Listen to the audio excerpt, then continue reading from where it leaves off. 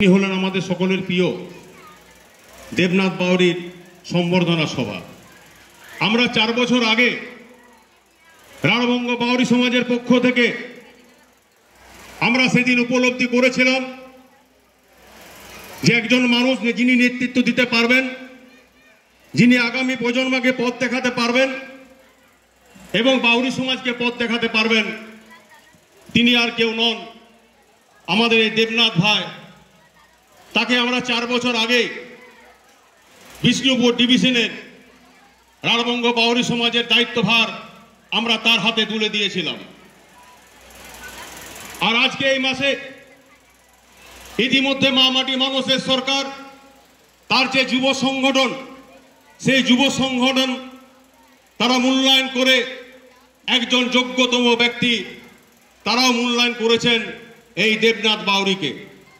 তাই আমরা রাঢ়বঙ্গ বাউরি সমাজের পক্ষ থেকে তাকে আমরা আজকে সম্বর্ধনা সভার আয়োজন করেছি।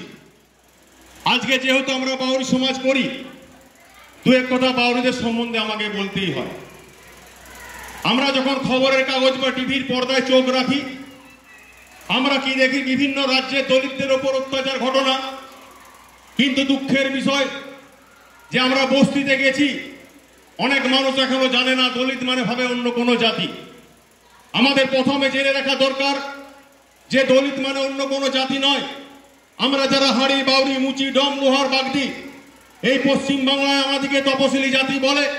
কিন্তু আমরা যদি বাংলার বাইরে যাই, বিহার, উড়িষ্যা, উত্তরপ্রদেশ, গুজরাট, মহারাষ্ট্র, তো সেখানে আমাদেরকে তপশিলি বলে না, ওখানে আমাদেরকে বলা হয় দলিত। ফলে দলিত মানে অন্য কোনো জাতি নয়।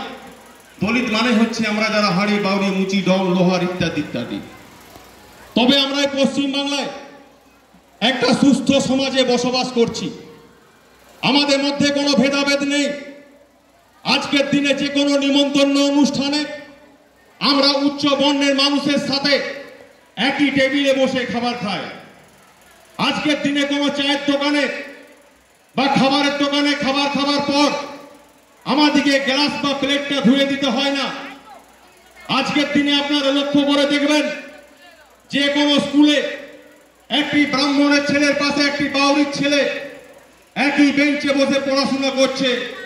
এই মেলবন্ধন কেবলমাত্র আমরা পশ্চিম বাংলাতেই খুঁজে পাই।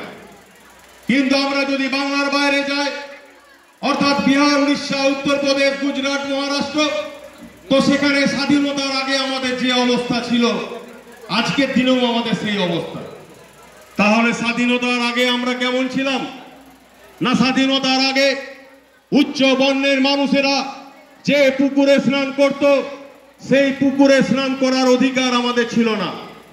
উচ্চ বর্ণের মানুষেরা যে কুয়োতে জলপান করত, সেই কুয়োতে আমাদের জলপান করা তো দূরের কথা, সেই কুয়োকে স্পর্শ করার অধিকার আমাদের ছিল না। ইতিহাস সাক্ষী আছে। আমরা যদি আরো 300 থেকে 400 বছর আগে পিছিয়ে যাই, তাহলে আমরা দেখতে পাবো সেই সময় আমাদের পূর্বপুরুষেরা রাস্তায় বেরোলে তাদের পেছনে একটা করে ঝাঁটা বাঁধা থাকতো। তার কারণ আমাদের পদচিহ্ন রাস্তার মধ্যে যাতে না থাকে। ইতিহাস সাক্ষী আছে, সেই সময় রাস্তায় বেরোলে আমাদেরকে গলায় একটা করে মোটকা বেঁধে ঘুরতে হতো। তার কারণ কোন নির্দিষ্ট স্থানে থুতু ফেলার অধিকার আমাদের ছিল না। ইতিহাস সাক্ষী আছে, কোন মন্দিরে পূজা করা তো দূরের কথা, কোন মন্দিরকে স্পর্শ করার অধিকার আমাদের ছিল না।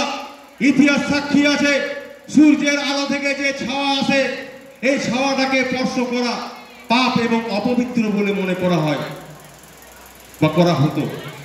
এই ছিল আমাদের অবস্থা।